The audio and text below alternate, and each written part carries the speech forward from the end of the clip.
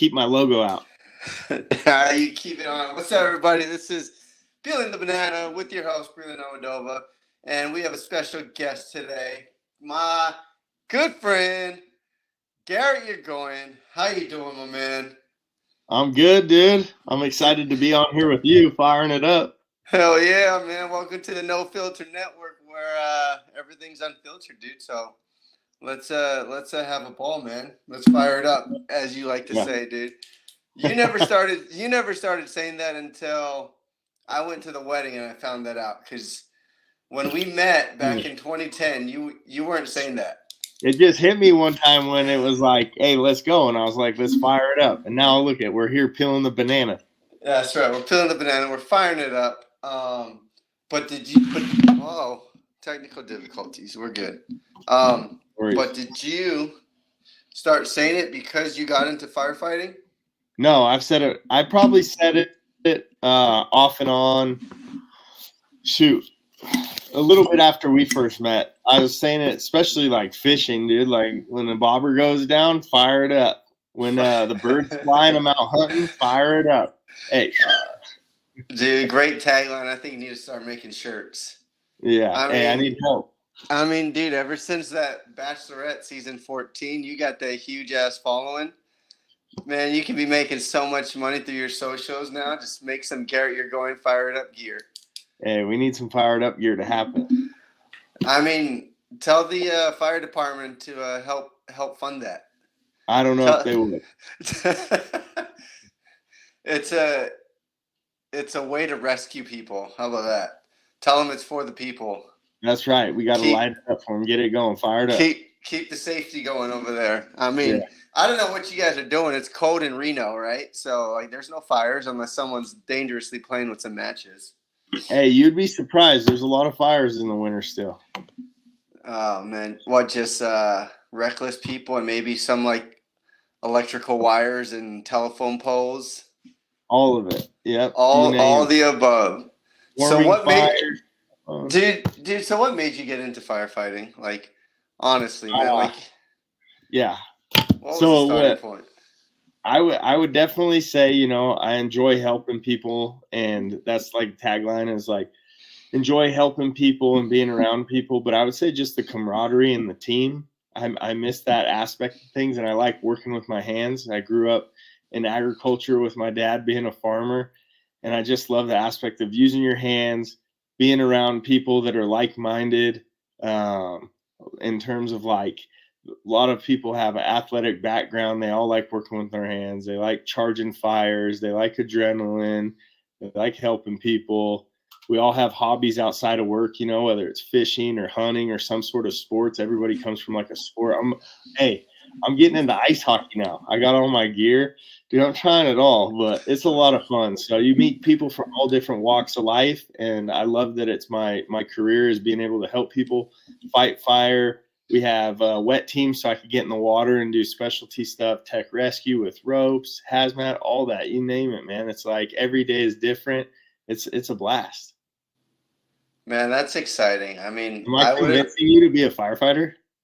Bro, you have no idea how many times I've thought about it, just because everyone's like, so what are you going to do after baseball? Like, I get asked that question multiple times yearly, and I never know when my last year of playing baseball is, and I'm always just getting asked, so what are you going to do after? What are you going to do after? It's like, I don't know, and the more the finances just don't come up through baseball, it's like the more I need something secure, but the more my entrepreneur mind is like, nah, fuck it.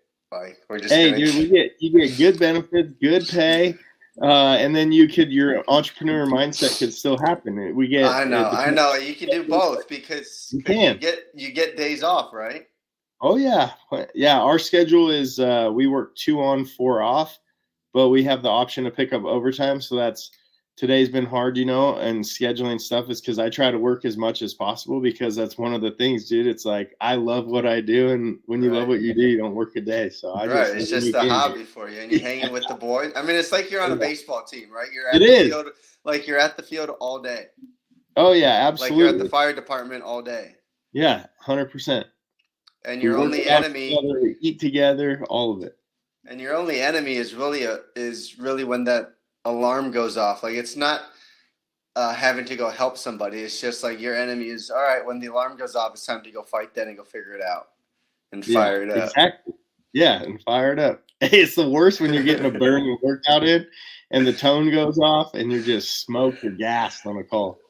I know. So how do you fit in workouts? I mean, I know everything's unexpected in the line of duty when you're working, but like let's say you're mid workout huffing and puffing and boom, you got a call and it's like I mean like how do you find the energy to just keep going? Because it's like your shift is a 24-hour shift, right? Well, yeah, ours is actually 48. So yeah, technically it's 24. Well, I mean, yeah, you go 24, 24. Yeah.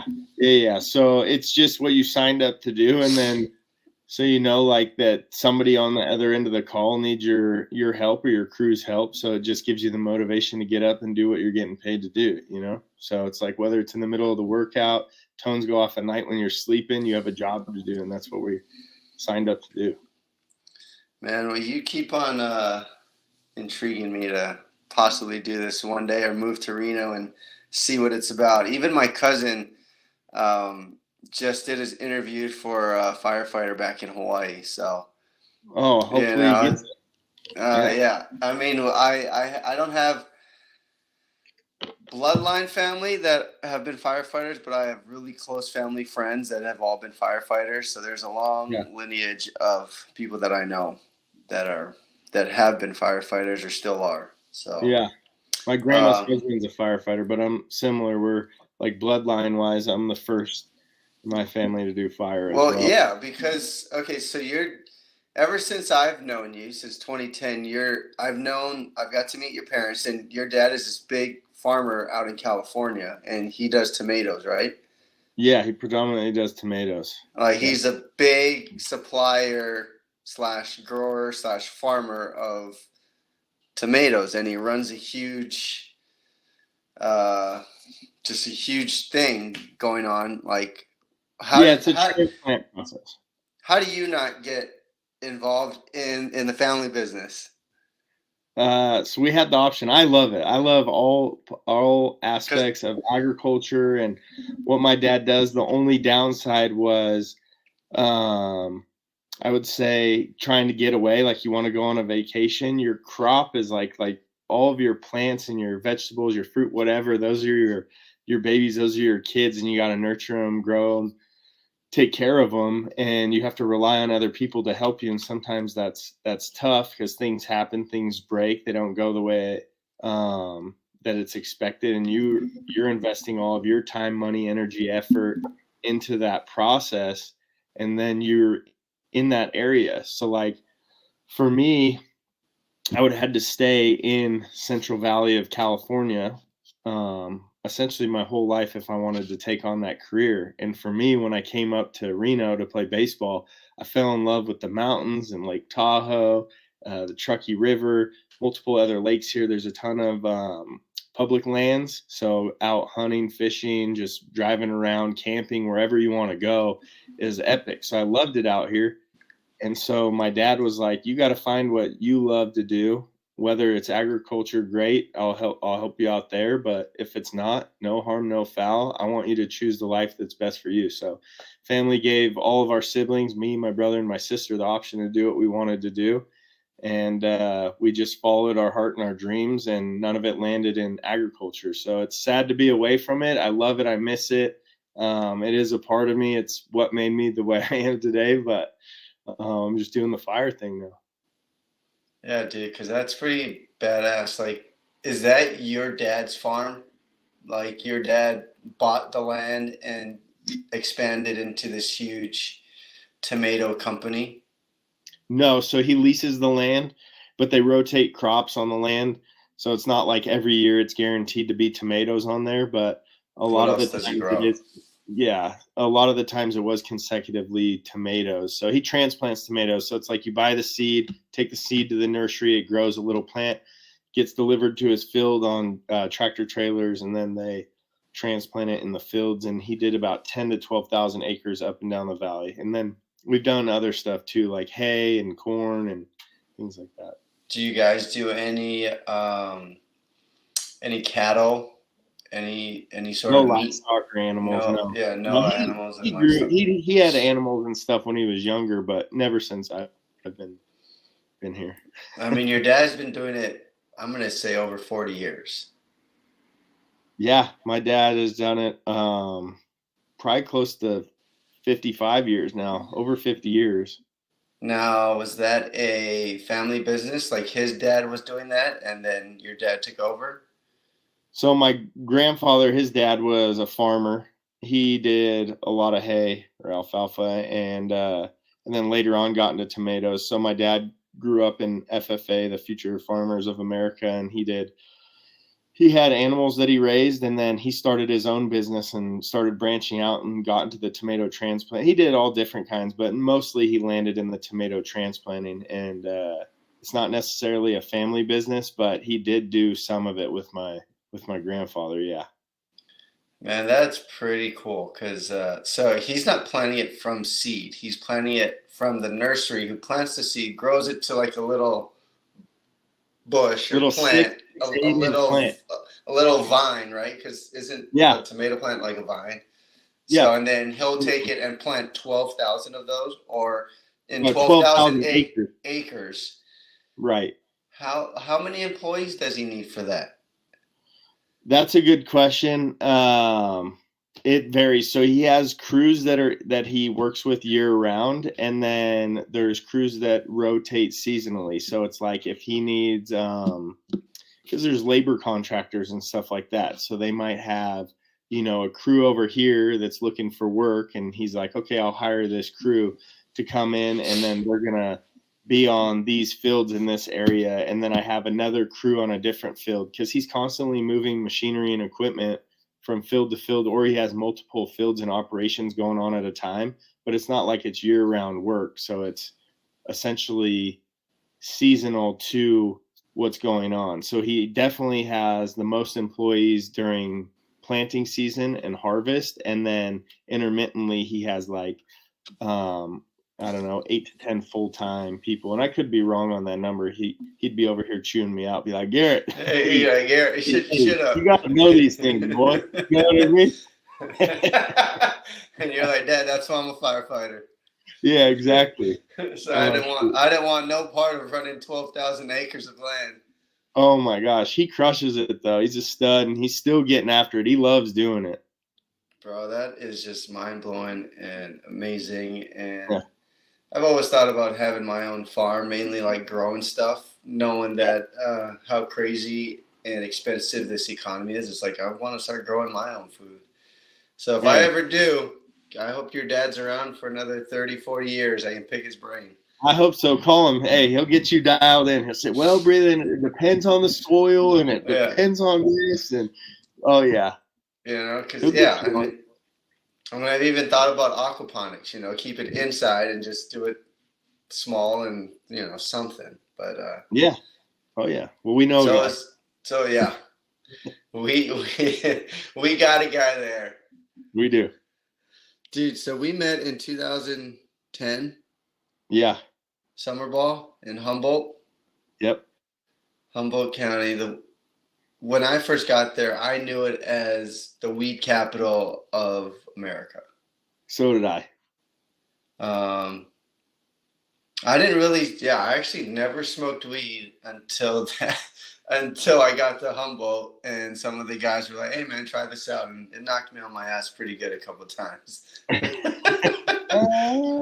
But I will say we had a great ass summer playing for the Humboldt Crabs. I think they're still around, right? I think they're still around. They are. I get their email every year. I want to go up there and check them out sometime. Bro, so they mailed me a alumni pass that I can go to any game. What? This was like years ago, though. Check your email or call them up and be like, hey, I never got my alumni pass, but I have it somewhere. I know I do. I've seen it. Yeah, I threw like a CG on a knuckleball with them, or maybe it was against them. I don't even remember. You did? I need a pass. Yeah, dude. I threw a C. Actually, it was the year before we played in Humboldt. I threw a CG against them, and I hit the only home run onto the freeway, and I beat them, and I was only throwing a knuckleball and a fastball. Wait, so you played in that league the year before that I met you? No, it was a different league. We were called like the Stockton Glory or something like that. And I don't know where they came up with the name because we weren't a glorious team, but we got the job. I mean, you're pretty glorious throwing a knuckleball, and I'm pretty sure you still can. I Dude, remember it RIP was Team filthy. Wakefield, but hey, Bro, things were I nasty. just found out Wakefield passed in what, October? Just this Yeah. past October. Like I had no idea. I know, it's terrible. Somebody told me, and I got an update, and I felt bad because I feel like when I was a kid, he was my inspiration to throw the knuckleball, and then my brother showed me, and I just took off from when I was like, That's I don't know, 10, why 11 I years old. started. That's why I started messing around with the knuckleball. I loved the Red Sox back when I was a kid, playing playing in Little League and stuff, and I loved Pedro, Wakefield, and Nomar. Oh yeah, You know, like those were my guys, and then slowly Ortiz and Manny would come. yeah. But bro, I had no idea, and then I actually looked it up because I saw it on Instagram. I was like, "There's no way he's dead," and he died. I think he died because of brain cancer. Is that what it was?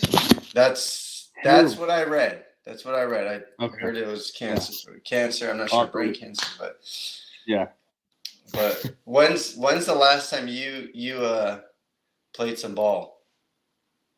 Oh, we had an alumni game. Dude, it's sick. We got a new coach at Nevada. I think he's doing great things for the program. And he had an alumni game in it was either September or October this past fall. Early alumni game. Okay. Yeah. And dude, I got out there, I was warming up. The arm felt so good, and then I carried on too long. And so I went out to play third, and I got like a fungo hit to me or something like that, or maybe they just threw it across. I don't remember, but I went to throw it, and I like spiked it behind the mound. My arm blew out. Like, oh. And they're like, "Hey, do you want to play short?" And I looked, and I was like, "It looks like I'm throwing it way too far." I remember just being able to sling it over there, dude. And then it was depressing to not be able to chuck it over there. It's just duck farts now. It was straight duck fart, dude. I didn't know where it was. You should have just saved your arm to pitch. I know. I threw one in the dugout. It was awful. Did you guys win? No, I think we lost like 17-0. Hey, I got my freaking front foot down though. That's what our coach used to preach. Get your foot down.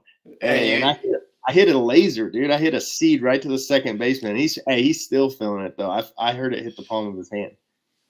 Bro, you probably hit the only barrel of the day. Oh, dude, yeah. We had one. Well, there was one alumni kid, and he's still playing like pro ball. And I was like, you shouldn't be able to play right now. Right? Like, dude, just sit down. Yeah.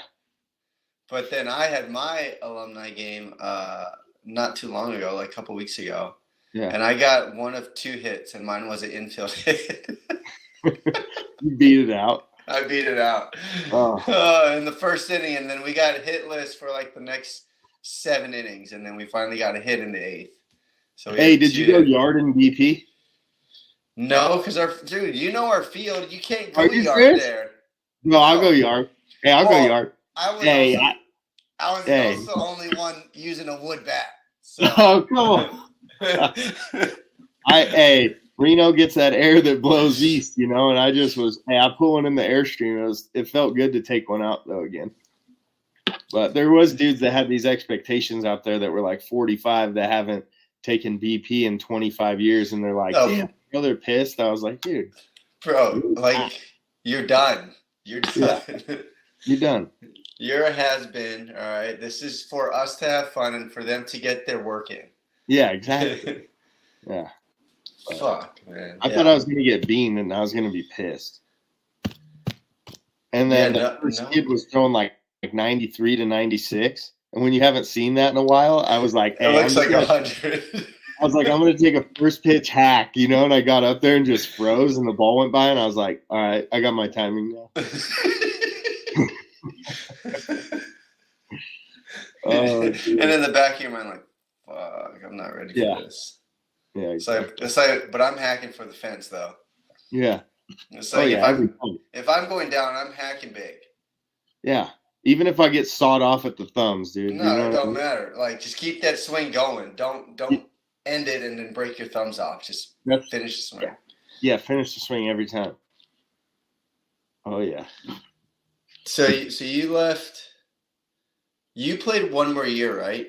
When was your last year at UNR? So I transferred from a junior college. So I redshirted my first year out of high school. I played 1 year at a JC, and then I played for Nevada 2010, 11, 12, Okay. 2012. Okay, so me Yeah. and you did finish together. Yeah. Because Then 11. you went on because you're a stud, though. Nah. Well, I just got No, lucky and was persistent, bro. I was like, I'm not going back to school. I'm gonna go play pro ball, and I've been riding it ever since. You know, hey, so. you're living the dream. Don't worry, man. All good. Hey, did you play with Hunter Pence? No, so that was after I No, was. all good. Yeah, that was after I was released. So I missed a bunch of games towards the end where they brought in a bunch of cool big leaguers like Hunter Pence and some other guys. But that would have been really cool to He was see our him and meet him. at our dinner this year, and I got to meet him. He's a super nice dude. Dude, I would love to meet him. He seems like a wild, energetic, like fun guy to talk to. I feel like if I was going to be anybody, if I ever made it to that level, that I would probably emulate him because I didn't have the prettiest swing, but you know what I mean. And he said that too, and it made me crack up because I was like, dude, that's so true. But I talked to somebody and I was like, dude, how the hell did Hunter Pence stay in the big leagues for so long? It's like, well, because 1, he hustled, 2, he played his heart out, and 3, even though he had the most shittiest swing, he knew what he wanted to swing at, and he was going like all out. Every swing was all out. So if he hit it, that ball was hammered. Yeah. Like he never gave up on anything. Like if he's gonna swing, he's swinging for the fence basically.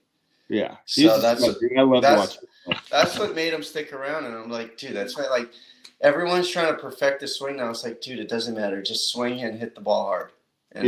And just hustle. Like that's what's gonna make you advance and go on further throughout the baseball career. Yeah, 100%. Like talent, sure, but come on, Hunter Pence and like some other guys that you watch now, it's like, but they play all out and they make it work and they just kind of say, fuck it, like I'm just gonna keep doing what I'm doing. Yeah, 100%. So that's the cool part. But another cool one, just to mention some more banana stuff, is John Cena made an appearance. I saw that. Dude, that cracked me up too. I saw that. I was a little pissed because I don't watch the games anymore, but I was a little pissed because they showed the highlight of him taking in a bat, and he kind of just messed around. Like he didn't. I don't believe he swung. Like, he didn't. I would want him to try to take a swing. Yeah, dude, like go in there and take a hack instead of acting silly and acting. Because that's what he's good at. He's good at entertaining and acting, but like go in there and try to get a hit. Go give the fans something to be like, fuck, John Cena could hit a baseball, or at least he tried to hit one. Yeah. So I was a little disappointed. Like, fuck yeah, like John Cena came out, but bro, if you're gonna get it at bat and you look dumb as hell in baseball stuff because he's so jacked. Yeah, I don't want you to walk like he got all short in the box and stuff. I want you to take a hack and throw your back out and try to hit a bomb and see how uncoordinated you look, even though you're a big muscle dude, Thank you. I want to see a roided out guy swing a damn bat. Yeah. Who has probably no baseball ability, but just see you run the base, or at least, just swing and miss. 100%. I agree. So that's my hot take with John Cena and some more banana stuff. But bro, I think you would have a good time playing. I'd need to get the arm back in shape. That's my only self-conscious thing right now is because the shoulder hurts when I throw, just because it's out of shape. But I'd love it, dude. I'd have so much fun. You would get on because of your following, though. I don't know. You have such a following, and you create such good content, and now you're also on TikTok creating fishing content. That's what I'm talking about. I just fired that up. I love it. Like you just made one, right? Like we could go 2 weeks, if that. Yeah. How many followers? I don't know, not very many. All right. Well, you're gonna get one after this podcast because I'm following. I need Hey, to learn how to I gotta fish. figure. I still have to figure it out. Like I'm still learning how to like clip videos and stuff. So I just made my first one the other day, but I see so many out there. I'm like, how do they do that? But once I figure it out, dude, I have all these ideas in my brain. I just gotta know how to put them on the screen. Well, just know, even though the video, because I get frustrated too. Like when I watch videos, like, oh my gosh, like they make it so cool and clean. Yeah. But it's like, bro, so they'll literally be on their phones all day, and it just like, because I've seen it from outside perspective with some of the former teammates that I've had making content, and you just see them on the phone all day, all day, all day, and then when it's time to create, they're probably at the house for like 5 hours editing. Yeah. So it's like I know where I know. I'm not looking down on it, but it's like, bro, like you're not living life, but you're making badass content for people to see it, that's the main point, is to showcase, these cool things in life. But as the person creating it, it's like you're not living in the moment, but it's like a give and take. I struggled with that when I came off the show because it was like all these brands hit you up and they want you to do stuff, and it's like nobody really gets like how much work goes into it, how much filming, the frustration. You feel like you got to sound a certain way. Like right now it's genuine, we're having a conversation, I'm comfortable talking to you, but then someone brings a product to you and they're like, I need you to hit A through Z on this, know this product like inside and out, we're going to pay you for this, we want you to believe in it. It's such a short, quick thing, and there's so much filming, frustration, things that go into it. And I was like, dude, I didn't go on the show to like fall into this lifestyle. So I struggled with that for like a couple years. I like hated doing paid ads. I was like, I want to get into fire. That was my main goal. So once I did that, now it's like I'm finally feeling good here. Right. And now I go back and start just picking out the things I want to do. So that's why I'm starting to get on more platforms, film a little more. I did enjoy like editing videos, but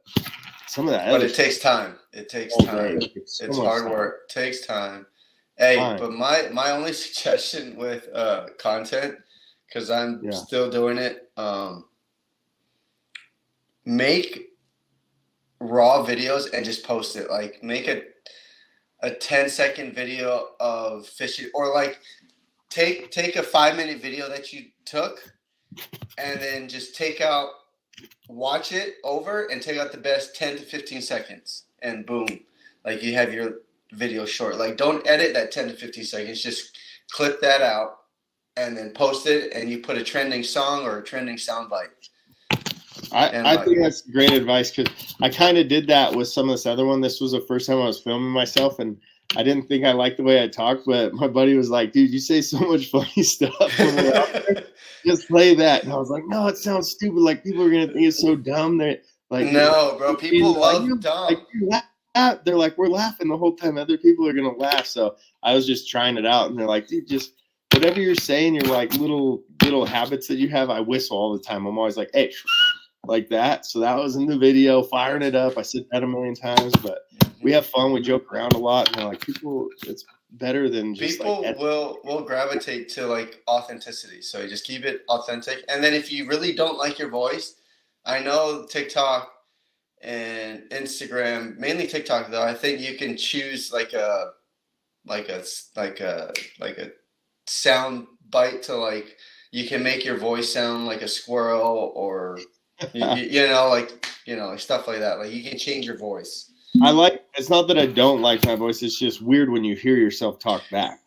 Well, no, that's what it is. It's because I hate, like, the way I hear myself now isn't what I hear when I like listen to the playback. I'm like, dude, I sound like a retard.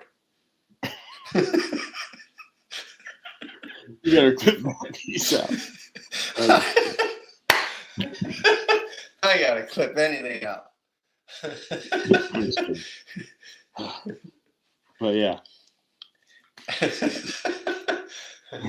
Hey, all right. So you mentioned a little bit of it, and I remember you told me the story, but tell everyone what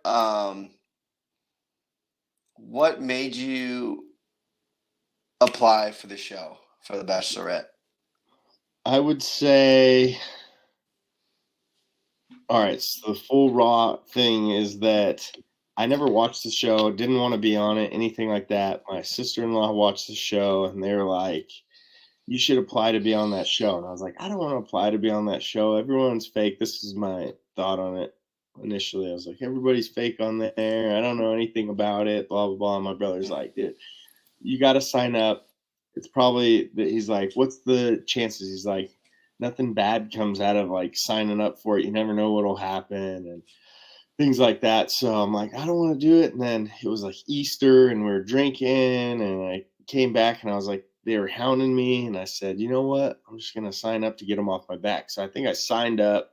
And when I do stuff, I do it like full in, like I'm all in on it. You know what I mean? Mm-hmm. And so I apply, send them the screenshot. Like I applied and they're like, okay, so it got them off my back for a while. And then like 6 months later, I got a call and they're like, it was a lady. I thought it was a joke. I thought my brother was pranking me or something and had some chick call me and say, hey, are you still interested in being on the Bachelorette?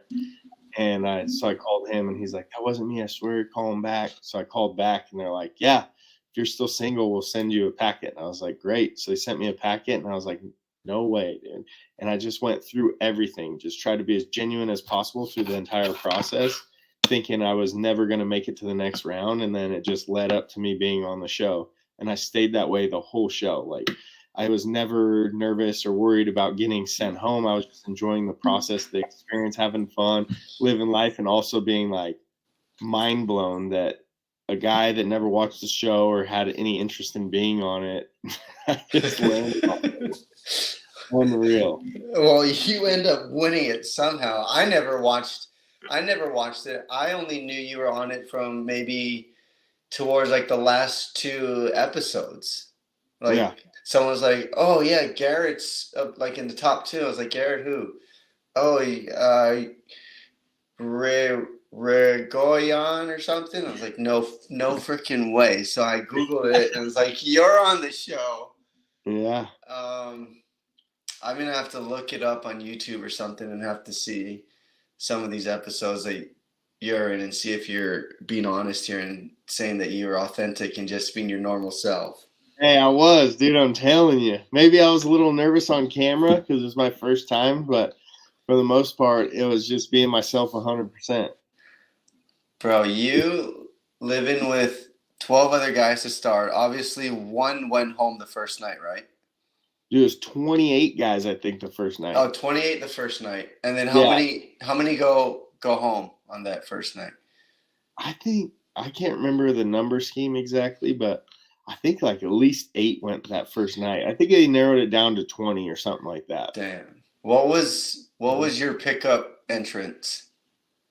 I came in a minivan filled with Like orange slices, diapers, car seats, soccer balls, and I wanted to do a burnout on the driveway. So they let me take the van earlier that day in practice. And I was like, oh, perfect. And they're like, okay, but there's going to be people standing around a camera with a huge boom. The driveway will be wet. And when I pulled in, I go to drive up and the boom's like in your face. Oh, so you couldn't see. Yeah. And then I was like, there's no way I'm going to skid because I had like this nervous thought, like if I break something, it's going to be on me. And I sure as hell can't afford it. Yeah. So I just pulled up and I did like a hard brake at the end. So it kind of made like yeah, like I almost bounced off the steering wheel.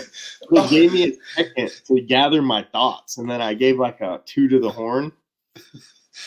And I introduced myself.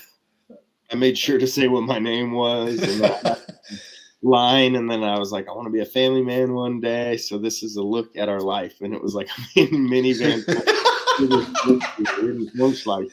So how long did you think of this leading up to like, okay, you're on the show, you got to think of an entrance now? Like what made you think of a minivan and all the crap in the car, the oranges and soccer balls? So my original entrance, I didn't know you could choose. Like I said, I didn't watch the show, so I didn't know you could even choose any of that. And the handlers, they come around before producers, and they're like, what's your thought on your grand entrance? And I'm like, well, I love fly fishing. I got this fly. and I had some corny line coming out like, oh, like, I don't remember what it was. I heard you like this and favorite color's red.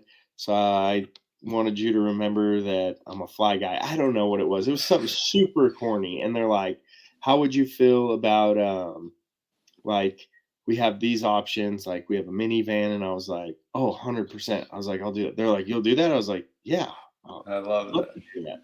So I was able to like get the minivan and go do that. So when you exit out of the car, does all the oranges and balls fall out of the car and stuff? Or like how? No, because it wasn't like a push to open door. I had to open the door and slide it open, and they didn't fall out because they were only able to get as many as like possible, but they didn't get enough to make it to where like it overflowed. It would have been better if the doors open and it fell out. Well, I didn't know you were driving. So if you weren't driving, somebody else was driving, did the skid. I was thinking you come out the sliding door and all this crap is coming out with you, and and that's how she sees you. But that would have been legit. Either way, it's a win-win. Yeah, for sure. And then you walk into a house full of guys, and you live in that house for a month? No, it was shy of a month. I believe we were in there like 10 days to 2 weeks, and then we moved on. Yeah, and then you move on to the next city. Because from what I remember, it was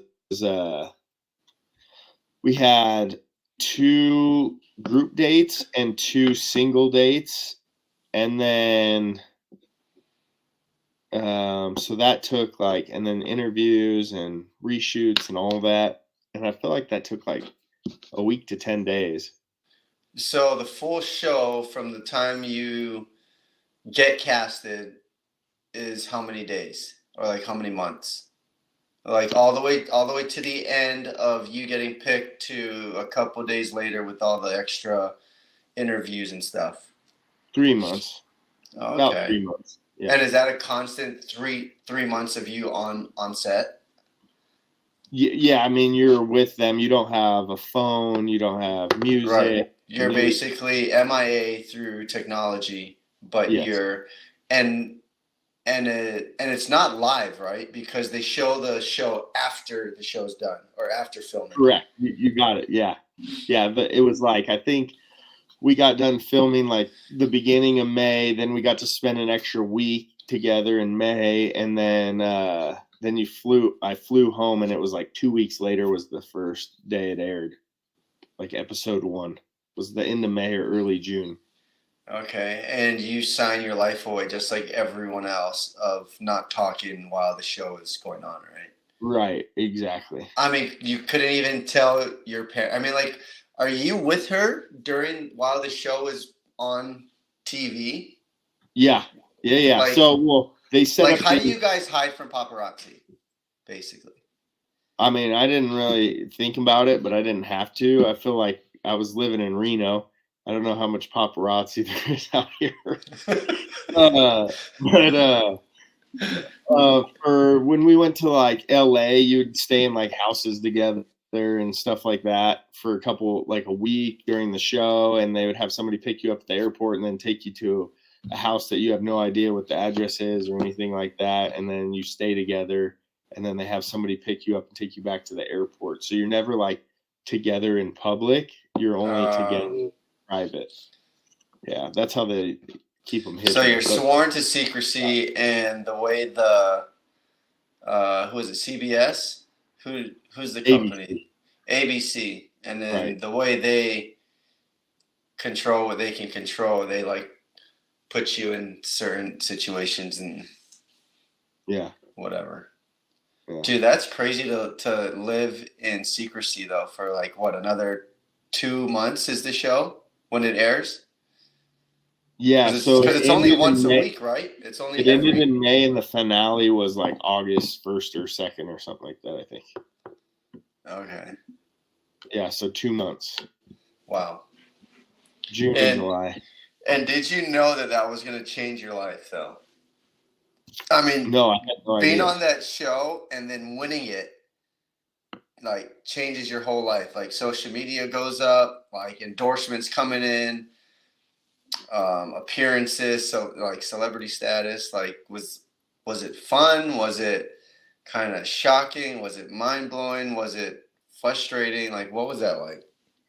All of Like it. life after the show. Yeah, all of it. So the finale comes and goes, and they're like, "You're on a red eye, and we're gonna fly you straight to New York, and you're on Good Morning America. You're gonna do Ryan Seacrest, all these other shows." And I'm like, "Dude, I'm about to be with Michael Strahan, Ryan Seacrest, all these people you've always watched on TV, and they seem like untouchable. Like you'll never meet them or get close to them, and now you're like in the same room as them, having a conversation with them, meeting them." So that was like wild, thinking like, this, how is this like me? I'm just a normal dude. I didn't even, I'm still a normal dude. I don't want this to change who I am. I don't want this to change where I came from. I'm going to keep the same friends that I had before. I'm not seeking like fame or anybody else, or like these friends that might have a higher status in the celebrity world. So to me, it was just like, I treated it like anything else. It was like, it's just a person on the other side that you're talking to. Yeah, it's great. And maybe they have a huge background, but to me, I never looked at them like, I don't know. It was almost like a job. Like I'm going to do an interview, so I have a job to do, and then it was like done. So people would be like freaked out, like, I can't believe you just met Michael Strahan. We're on Good Morning America or Ryan Seacrest and all this other stuff, and I was like, I don't even know. It was kind of like a blur because it happens like bang, bang, bang, like one after the other, and then I just go back to my normal life. I go back home, but I never like fantasized about it or anything in terms of like, I need to be on the show, and then I go home and I got hung up on it. It's just like I moved on to the next thing. I honestly couldn't wait to be over. You're just living in the moment. That was it. Yeah. You just go back. Yeah. You're just waiting for the call, just like you are now at work. You're waiting for a call. It's like, okay, I got to go do this. Yeah. And then exactly. You get done with that. Then it's like, okay, now I get to go home and do whatever I want. Right.